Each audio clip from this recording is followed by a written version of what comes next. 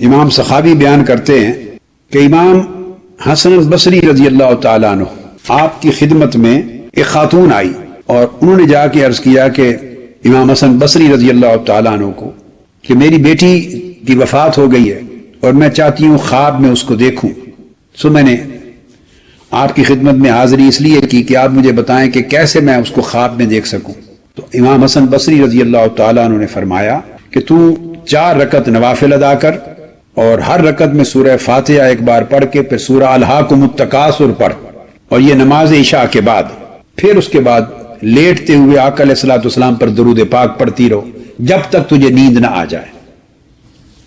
درود پاک پڑھتے پڑھتے سو جاؤ، تم اپنی بیٹی کا برزخ میں حال دیکھ لو گے. انہوں نے ایسا ہی کیا اس خاتون نے. کیونکہ امام حسن بصری رضی اللہ تعالیٰ عنہ کا زمانہ ہے تو صاف ظاہر خاتون تابعین کا دور ہے اور تبع تابعین کا، تو کوئی تابعیہ ہے یا اتباع التابعین میں سے کوئی تبع تابعیہ ہے. کہتی میں نے ایسے دیکھا تو جب بیٹی مجھے تو خواب میں مل گئی، مگر پریشان کن معاملہ یہ ہوا کہ اس کو عذاب میں دیکھا. دوزخ کی آگ کی زنجیروں میں جکڑی ہوئی ہے اور دوزخ کے عذاب میں جل رہی. اس کے ہاتھ بھی بازو بھی ہاتھ بھی دوزخ کی آگ کے زنجیروں میں جکڑے ہوئے ہیں، پکڑے ہوئے ہیں. لباس بھی دوزخ کی آگ کا پہنایا ہوا ہے، پاؤں میں بھی دوزخ کی آگ کی زنجیریں ہیں. سخت پریشان کن حال میں دیکھا. وہ دوبارہ پریشان حضرت امام حسن بصری رضی اللہ تعالیٰ عنہ کی خدمت میں گئی.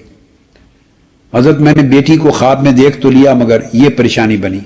آپ نے فرمایا جا اس کی طرف سے صدقہ اور خیرات کر، صدقہ اور خیرات کر اس کی طرف سے تاکہ اللہ تعالیٰ اس کو بخش دے. پھر امام حسن بصری رضی اللہ تعالیٰ عنہ نے اگلی رات میں دیکھا تو امام حسن بصری رضی اللہ تعالیٰ عنہ نے دیکھا کہ انہوں نے اپنے آپ کو دیکھا کہ وہ جنت کے باغات میں سے ایک باغ میں ہے، اور جنت کے باغات میں سیر کرتے ہوئے اس بیٹی کو، اس بچی کو دیکھا جو جوان بچی تھی، بڑی نور کا تاج پہنا ہوا اور نور کا لباس پہنا ہوا، اور جنت میں وہ بیٹھی ہے، اس کی بخشش و مغفرت ہو چکی ہے اور جنت کے باغ میں بیٹھی. وہ قریب آئی، اس نے سلام کیا اور کہا کہ اے امام حسن بصری کیا آپ مجھے پہچانتے ہیں؟ آپ نے فرمایا نہیں بیٹی میں نہیں پہچانتا. تو اس بچی نے کہا جو جوان بچی تھی کہ اے امام حسن بصری میں اس عورت کی بیٹی ہوں جو آپ کی خدمت میں آپ کے پاس آئی تھی اور آپ نے اسے حکم دیا تھا کہ وہ میرے ملنے کے لیے درود پاک پڑھے. تو امام حسن بصری حیران ہو گئے کہ وہ تو پریشان تھی، اس نے تمہیں عذاب میں دیکھا تھا، تمہاری حالت کیسے بدل گئی؟ بچی نے کہا کہ اس حال میں جس عذاب میں تھی اسی طرح کی 70,000 نفس 70,000 جانیں اس طرح عذاب میں مبتلا تھی. اولیاء اللہ میں سے کوئی ایک ولی قبرستان میں آئے زیارت قبور کے لیے، اور انہوں نے آ کے قبرستان میں آ کے ہماری خاطر آقا علیہ الصلوۃ والسلام پر درود پاک پڑھا. ہماری خاطر جو ہم عذاب میں مبتلا تھے، اللہ پاک کی بارگاہ میں حضور علیہ السلام پر درود پاک پڑھا. اللہ تعالیٰ نے وہ درود پاک جو کہ ولی اللہ کی زبان سے تھا، صالح کی زبان سے تھا، قبول کیا، اور 70,000 جو عذاب میں مبتلا تھی حضور کے درود پاک کے صدقے ان کو بخش دیا. اس کو نہ صرف امام سخاوی نے بیان کیا القول البدیع میں، بلکہ امام قرطبی نے اپنی معروف کتاب تذکرہ میں بھی اس کو بیان کیا. درود پاک کی برکت سے بخشش کی وسعت کا اندازہ کریں کتنی. تو جس گھر میں روزانہ درود پاک ایک مجلس اور حلقہ کی شکل میں پڑھا جائے گا، اندازہ کیجیے اس اہل خانہ کی، مرحومین کی جو ان کے والدین فوت ہو چکے، یہ بھی نیت میں رکھ لیا کریں جو والدین اعزاء قارئ فوت ہو چکے تاکہ ان کی بخشش ہو. تو مرحومین سے لے کر موجودین تک ان کی بخشش و مغفرت اور اللہ رب العزت کی رحمت کا حساب کیا ہوگا جہاں روزانہ بالالتزام درود پاک کی مجلس اور حلقہ منعقد ہو. حضرت عبد الواحد بن زید ایک جلیل القدر تابعی ہو گزرے ہیں. یہ امام حسن بصری رضی اللہ تعالیٰ عنہ کے شاگرد اور آپ کے تلامذہ میں سے تھے. انہوں نے بیان فرمایا عبد الواحد بن زید رضی اللہ تعالیٰ جلیل القدر تابعین میں سے، اتباع التابعین میں سے، اور بڑے عظیم زاہد اور عابد اور اولیاء اور صالحین میں سے تھے. زمانہ تابعین میں امام حسن بصری رضی اللہ تعالیٰ عنہ کی مجلس میں بیٹھنے والے تلامذہ میں سے. وہ روایت کرتے ہیں، فرماتے ہیں کہ میں حج کے لیے گیا، حج کے لیے، اور میرے ساتھ میرا ایک شریک سفر ایک آدمی تھا. خرجت حاجا فصحبنی رجل، ایک ساتھی میرا حج کے سفر میں شریک تھا، میرا مصاحب تھا. میں نے دیکھا اس شخص کو کہ جہاں بیٹھتا، جب چلتا، جو قدم اٹھاتا، اٹھتے بیٹھتے ہر وقت آقا علیہ الصلوۃ والسلام پہ درود پاک پڑھتا رہتا تھا. دوران حج بھی اٹھتے بیٹھتے ہر وقت اس کا ایک ہی وظیفہ تھا کہ حضور علیہ الصلوۃ والسلام پر درود و سلام پڑھتا رہتا تھا. میں نے اس سے پوچھا، حضرت عبد الواحد بن زید فرما رہے ہیں، میں نے اس سے پوچھا کہ اے شخص، ہر وقت تو اٹھتے بیٹھتے یہی وظیفہ درود و سلام کا پڑھتا ہے، یہ وظیفہ تمہیں کس نے دیا ہے؟ تو اس نے مجھے سنایا. اب یہ دور تابعین کا یاد رکھ لیں، اور اتباع التابعین کا دور ہے، چونکہ ان کے ساتھ جو مصاحب ہے وہ بھی تابعین اور اتباع التابعین میں سے ہے. تو اس تابعی یا تبع تابعی جو بھی ان کے ساتھ ہے، انہوں نے جواب دیا کہ کئی سال قبل، وظیفہ مجھے یوں ملا کہ کئی سال قبل میں مکہ معظمہ آیا اور میرے ساتھ میرا والد تھا. میں اپنے والد کے ساتھ ہم سفر تھا، مکہ معظمہ پہنچے. مکہ معظمہ پہنچنے سے پہلے کسی منزل پہ ہم رکے تو رات کو میرے والد کی ڈیتھ ہو گئی، وفات ہو گئی. اور جب اس کی وفات ہو گئی تو میں نے دیکھا تو اس کا چہرہ بالکل سیاہ رنگ کا ہو گیا، مسخل گیا، اس کا چہرہ سیاہ رنگ کا کر دیا گیا. میں بڑا سخت پریشان ہوا، دکھی ہوا. میں نے اپنے والد کے چہرے کو ڈھانپ دیا کپڑے کے ساتھ کہ سیاہ چہرے کی میت بڑی پریشانی کی باعث بنی اور بڑا رنج و علم اور غم ہوا مجھے. اور پھر میں نے دیکھا اچانک کہ 4 سیاہ رنگ کے فرشتے، کالے رنگ کے، لوہے کے حدید کے لاٹھیاں لے کر، 2 اس کے سرانے، 2 اس کے بائیں قدموں کی طرف کھڑے ہوئے ہیں، یعنی عذاب کے فرشتے کھڑے ہیں. وہ جب روح قبض کرنے کے لیے آئے تو عذاب کے فرشتوں کو بھی دیکھا میں نے، اس کو جو ایک اس کے سرانے دائیں طرف، ایک بائیں طرف، ایک قدموں کی طرف، ایک دائیں طرف، ایک بائیں طرف، ایک سرانے کی طرف، سب کھڑے ہیں. تو میں اتنا پریشان دکھی تھا کہ میری سمجھ میں کچھ نہیں آ رہا تھا اب کیا کروں. رویا دھویا، پریشان ہوا. اچانک میں نے دیکھا کہ ایک شخص خوبصورت سفید نورانی چہرے والا اندر آیا اس کمرے میں. جس حجرے میں میرے باپ کی میت پڑی تھی، اس نے سبز لباس پہن رکھا تھا، سبز چادر اور سبز لباس. وہ اندر آ گئے. اس نے ان عذاب والے فرشتوں کو کہا جو گرز لے کے کھڑے تھے لوہے کے، ان کو کہا ہٹ جاؤ. اور وہ چادر ہٹائی میرے والد کے چہرے سے جو میں نے ڈال رکھی تھی، اور اپنے ہاتھ سے ان کے چہرے پر مسح کیا. اپنا ہاتھ پھیر دیا میرے والد کے چہرے پر، ہاتھ پھیر دیا. چادر ہٹی ہوئی تھی، ہاتھ پھیرا تو سیاہی دور ہو گئی اور میرے والد کا چہرہ نور کے ساتھ چمکنے لگ گیا، روشن ہو گیا. اور وہ جانے لگا.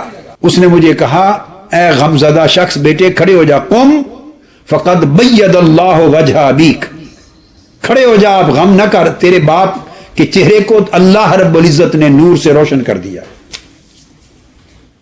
میں دکھی پریشان تھا، خوشی کی انتہا نہ رہی، بے قابو ہو گیا. دوڑ کے میں نے وہ سبز لباس والی ہستی، نورانی شخصیت، ان کا دامن پکڑ لیا، پیچھے دوڑ کے دامن پکڑ لیا. اور میں نے کہا، من انت بے ابی انت و امی، میرے ماں باپ آپ پر قربان ہو جائیں، آپ یہ تو بتائیں کہ آپ ہیں کون؟ آپ کون ہیں جنہوں نے اتنا بڑا احسان کیا اور دوزخ سے نکال کے میرے باپ کو جنت کا مسافر بنا دیا اور سیاہی ختم کر کے چہرے کو نور کر دیا اور عذاب کے فرشتے بھگا دیے؟ آپ ہیں کون؟ انہوں نے مڑ کے دیکھا، فرمایا، قال انا محمد صلی اللہ تعالی علیہ وآلہ وسلم، میں محمد مصطفیٰ ہوں صلی اللہ علیہ وسلم. اور اس لیے کیا کہ تیرا باپ پوری زندگی، باقی اعمال نیک و بد ہر بندے کے ساتھ ہوتے ہیں، مگر پوری زندگی کثرت کے ساتھ اس نے مجھ پہ درود پاک پڑھا. اس کے کثرت سے درود پاک پڑھتے رہنے کے باعث آج میں اس درود کا بدلہ چکانے آیا، صلہ دینے آیا. وہ کہتے ہیں عبد الواحد بن زید کہتے ہیں کہ اس تابعی یا تبع تابعین نے کہا، آقا علیہ السلام سے یہ بات اس دن کی سن کر آج کے دن تک فما ترکت الصلاۃ علی النبی صلی اللہ علیہ وسلم، پھر میں نے حضور کا درود چھوڑا ہی نہیں. اٹھتے بیٹھتے زندگی میں ہر قدم پر حضور کے درود ہی کو وظیفہ بنا لیا. اسی طرح امام سفیان ثوری رضی اللہ تعالیٰ عنہ روایت کرتے ہیں، امام سفیان ثوری فرماتے ہیں کہ میرے ساتھ ایک شخص حج پر تھا. اب راوی امام سفیان ثوری رضی اللہ تعالیٰ عنہ، میں نے اس کو دیکھا کہ وہ اپنے سفر کے دوران، حتیٰ کہ طواف کے دوران اور مینا میں، عرفات میں، مزدلفہ میں جہاں بھی گئے، وہ قدم نہیں اٹھاتا تھا جب تک ہر قدم پہ درود پاک نہ پڑھ لے. ہر قدم پہ درود پاک پڑھتا تھا. امام سفیان ثوری رضی اللہ تعالیٰ عنہ فرماتے ہیں کہ میں نے اس سے پوچھا، فَقُلْتُ أَبِعِلْمٍ تَقُولُ هَذَا، کیا آپ یہ جو عمل کر رہے ہیں، ہر قدم پہ درود پاک پڑھتے ہیں اور دوسرا قدم رکھتے نہیں جب تک درود پاک نہ پڑھ لیں، کیا آپ کسی حدیث اور کسی روایت جو شرعی علم ہے، سند ہے، کسی علمی سند کی بنیاد پر یہ کام کرتے ہیں؟ قال نعم، اس نے کہا ہاں، میں علم شرعی کی سند کی بنیاد پر یہ کام کرتا ہوں. ثم قال، اس نے پوچھا من انت، اے پوچھنے والے آپ کون ہیں؟ وہ نہیں جانتا تھا کہ یہ امام سفیان ثوری ہیں. اتفاق سے جیسے حج پر آپس میں ساتھی مل جاتے ہیں، ہم سفر ہو جاتے ہیں. آپ کون ہیں؟ قلت سفیان الثوری، میں نے کہا میں سفیان الثوری ہوں. قال العراقی، اس نے پوچھا سفیان ثوری جو عراق کے ہیں، یعنی جو امام ہے جلیل القدر؟ قلت نعم، میں نے کہا ہاں. اس کے بعد اس نے کہا کہ میں نے درود پاک ہر قدم پہ پڑھنے کا وظیفہ اس وجہ سے شروع کیا کہ اس نے کہا کہ میں 1 سال پہلے وقت میں اپنی والدہ کے ساتھ حج کرنے آیا تھا. میری والدہ نے مجھے کہا دوران طواف کہ بیٹے میری خواہش ہے کہ مجھے کعبۃ اللہ کے اندر داخل کرو، میں کعبۃ اللہ کے اندر جا کے عبادت کروں. دروازہ کھلا ہوگا، یہ اس زمانے کھول دیتے تھے. یہ تو تابعین کے بعد اتباع التابعین اور سلف صالحین کا زمانہ ہے. تو میری والدہ نے خواہش کی، سو میں نے اپنی والدہ کو اٹھا کے کعبۃ اللہ کے دروازے سے گزار کے اندر داخل کیا. جو ہی کعبۃ اللہ کے اندر میری والدہ داخل ہوئی، اس کا پیٹ پھول گیا، متورم ہو گیا اور چہرہ سیاہ ہو گیا. اور اس حالت میں میں پھر اس کے پاس پریشان ہو کر بیٹھ گیا. چہرہ متورم ہے، چہرہ بالکل سیاہ ہو گیا ہے اور پیٹ پھول گیا ہے اور قریب مرگ اس کی حالت ہو گئی ہے. میں پریشان ہو کے بیٹھ گیا. میں نے ہاتھ اٹھائے کہ باری تعالیٰ اب اس حالت میں اپنی والدہ کو کہاں لے کے جاؤں اور کعبۃ اللہ سے باہر بھی نکالوں تو بڑی شرمساری ہے، سب لوگ طواف کرنے والے کیا کہیں گے. کہ اس حالت پریشانی میں تھا کہ اچانک سفید لباس پہنے ہوئے نورانی چہرے کے ساتھ کوئی شخص اندر داخل ہوا اور اندر آ کر اس شخص نے میری والدہ کے چہرے کی طرف اشارہ کیا. فبیدہ، چہرہ روشن ہو گیا سفید نور کے ساتھ. پھر میری والدہ کے پیٹ کی طرف اشارہ کیا. فبیدہ، اس کا بطن بھی بالکل، اس کی سوجن ختم ہو گئی، اس کی سوجن اور سویلنگ اور نارمل ہو گیا. پھر اس کی مرض ختم ہو گئی اور شفا یاب اور صحت یاب ہو گئی. جب وہ جانے لگے، وہ نورانی چہرے والے اس کو شفا یاب کر کے، اس کے چہرے کو منور روشن کر کے اور اس کی ورم دور کر کے جانے لگے، تو میں آگے دوڑا. میں نے عرض کیا من انت الذی فرجت عنی، اے میرے غم اور میرے اندوہ کو اور میری پریشانی کو اور میری مصیبت کو ختم کرنے والے آپ ہیں کون؟ بتائیں تو صحیح. انہوں نے جواب دیا قال انا نبیک محمد صلی اللہ تعالی علیہ وآلہ وسلم، میں تیرے نبی محمد مصطفیٰ صلی اللہ علیہ وآلہ وسلم. اور اس کی والدہ کی عادت کیا تھی کہ اس کی والدہ کثرت کے ساتھ آقا علیہ السلام پر درود و سلام پڑھا کرتی تھی، کثرت سے درود و سلام پڑھتی تھی. اس کے دیگر اعمال کی وجہ سے وہ گرفت میں آ گئی، مواخذہ ہو گیا، قریب اس کے کہ وہ مر جاتی یا اسی حال میں رہتی. تو آقا علیہ الصلوۃ والسلام نے کثرت سے درود پاک کا صلہ آ کے عطا فرمایا. تو میں نے عرض کیا یا رسول اللہ صلی اللہ علیہ وسلم، اب آپ نے اتنا بڑا کرم کر دیا تو مجھے کوئی نصیحت کر جائیے، حکم دے جائیے، میں کیا کیا کروں زندگی میں. آپ نے فرمایا اے بندے، اے میرے امتی، ایک ہی نصیحت ہے کہ کوئی قدم نہ رکھنا نہ اٹھانا جب تک ہر قدم پہ مجھ پہ درود و سلام نہ پڑھ لیں. اس دن سے میں ہر قدم پر آقا علیہ السلام پر درود و سلام پڑھتا ہوں۔ یہ وظیفہ مجھے آقا علیہ السلام کی بارگاہ سے نصیب ہوا۔ خود امام شافعی ملے وفات کے بعد اپنے تلامذہ کو، انہوں نے پوچھا کہ آپ کے ساتھ اللہ رب العزت نے کیا معاملہ کیا؟ تو امام شافعی رضی اللہ تعالیٰ انہوں نے فرمایا کہ اللہ پاک نے مجھے نور کا سونے کا لباس پہنایا، سونے کا تاج پہنایا، سونے کے جوڑے پہنائے، بڑی اعلیٰ قسم کی اونچے بلند مرتبہ تاج پر اور تخت پر بٹھایا، اور میری بڑی آؤ بھگت ہوئی جنت میں، اور بڑا اعزاز و اکرام ہوا۔ ائمہ حدیث روایت کرنے والے ہیں، پوچھا کہ حضرت اس کی وجہ کیا ہے، اس کا سبب کیا بنا؟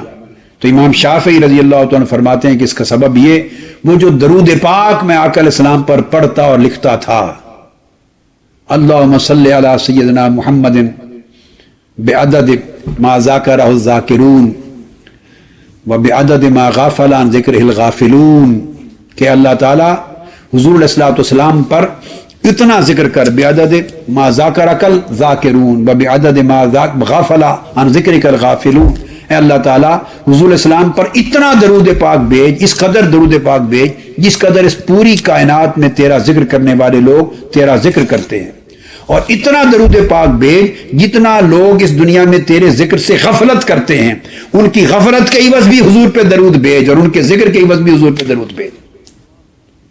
میرا یہ درود آقا علیہ السلام پہ پڑھنا اللہ کو پسند آ گیا، اور اس کی وجہ اس نے مجھے جنت میں اعزاز و اکرام سے نوازا۔ پھر فرماتے ہیں کہ میں نے فوری اٹھ کے امام شافعی کا رسالہ کتاب الام اٹھا کے دیکھی، اور اس کے اندر وہی درود پاک لکھا ہوا تھا جو خواب میں امام شافعی مجھے بتا گئے تھے۔ مختلف ائمہ نے مختلف صیغوں کے ساتھ درود پاک بھی برکات بیان کی۔ فقط اتنی کوئی حدیث لکھتا ہے کاتب، اور جہاں آقا علیہ السلام کا ذکر آتا وہ صلی اللہ تعالی علیہ وآلہ وسلم لکھ دیتا، ہر بار درود پاک لکھ دیتا ذکر حضور کے اسم پاک کے ساتھ۔ وفات ہو گئی، وفات کے بعد ان کے تلامذہ نے پوچھا اپنے، ان کے احباب نے، کیا بنا؟ اللہ نے مجھے بخش دیا۔ کس وجہ سے بخشا؟ فقط حضور کے ہر بار نام لکھنے کے ساتھ جو میں درود پاک لکھتا تھا، اس کے باعث میری بخشش ہو گئی۔ میرا یہ درود آقا علیہ السلام پہ پڑھنا اللہ کو پسند آ گیا، اور اس کی وجہ اس نے مجھے جنت میں اعزاز و اکرام سے نوازا۔ پھر فرماتے ہیں کہ میں نے فوری اٹھ کے امام شافعی کا رسالہ کتاب الام اٹھا کے دیکھی، اور اس کے اندر وہی درود پاک لکھا ہوا تھا جو خواب میں امام شافعی مجھے بتا گئے تھے۔ مختلف ائمہ نے مختلف صیغوں کے ساتھ درود پاک بھی برکات بیان کی۔ فقط اتنی کوئی حدیث لکھتا ہے کاتب، اور جہاں آقا علیہ السلام کا ذکر آتا وہ صلی اللہ تعالی علیہ وآلہ وسلم لکھ دیتا، ہر بار درود پاک لکھ دیتا ذکر حضور کے اسم پاک کے ساتھ۔ وفات ہو گئی، وفات کے بعد ان کے تلامذہ نے پوچھا اپنے، ان کے احباب نے، کیا بنا؟ اللہ نے مجھے بخش دیا۔ کس وجہ سے بخشا؟ فقط حضور کے ہر بار نام لکھنے کے ساتھ جو میں درود پاک لکھتا تھا، اس کے باعث میری بخشش ہو گئی۔ یہ وہ فضیلتیں ہیں اور برکات ہیں آقا علیہ الصلوۃ والسلام کے درود پاک کی۔ اگر آپ اس کو معمول بنا لیں اپنی زندگی میں، وظیفہ بھی بنا لیں، وضو کے ساتھ رہیں، چلتے پھرتے پاکیزہ جگہ ہو تو جب چل پھر رہے ہیں، گاڑی میں سفر کر رہے ہیں، درود پاک پڑھا کریں، اور گھر میں روزانہ کچھ دیر مقرر حلقہ درود قائم کر کے اجتماعی طور پہ درود پاک پڑھیں، اور گوشہ درود میں شامل کریں اور آقا علیہ السلام کی بارگاہ میں بھیجیں۔ اس سے اللہ تبارک و تعالی دنیاوی حاجات بھی جملہ حاجات کو پورا فرما دے گا، مشکلات کو آسان فرما دے گا، مصائب و آلام کو دفع فرما دے گا، اور آخرت میں بھی بے حد و حساب نعمتوں، رحمتوں اور برکتوں کے ساتھ نوازے گا۔ اللہ تبارک و تعالی آپ کو، ہم سب کو اہل درود و سلام میں رکھے، اور اہل درود و سلام میں ہی قیامت کے دن اٹھائے، اور آقا علیہ السلام کی شفاعت کے ساتھ آقا علیہ السلام کی قربت عطا فرمائے۔ اللہم صلی علی سیدنا و مولانا محمد وعلی آلہ وصحبہ اجمعین برحمتک یا ارحم الراحمین۔